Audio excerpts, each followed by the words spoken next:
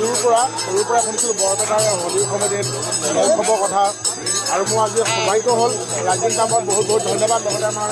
ককাইদেউ হিতেশদাক বহুত বহুত ধন্যবাদ এইখন সুযোগ মোক দিলে আৰু এই পবিত্ৰ স্থানত আহি সেৱা ল'ব পাৰিলোঁ সকলোকে ভাষাৰ বহুত বহুত শুভেচ্ছা জ্ঞাপন কৰিছোঁ সকলোৱে জীৱন ৰমণীয় হৈ পৰক এইবাৰ প্ৰথমবাৰ আহিছে মই যোৱাবাৰো মোৰ হিতেশদাই মাতিছিলে কিন্তু মোৰ নাম আছিলে কাৰণে মোৰ অহাৰ সৌভাগ্যৱান আছিলোঁ আৰু এইবাৰ বেলেগ কাম কাটি কৰি হ'লেও মই আহিছোঁ আৰু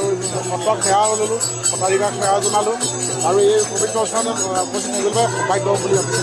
অসমবাসী কি সকলোৰে জীৱন ৰঙীন হৈ পৰে সকলো সুখ থাকক শান্তি থাকক জয় জীৱিকা বেহৰবাৰী ভাষা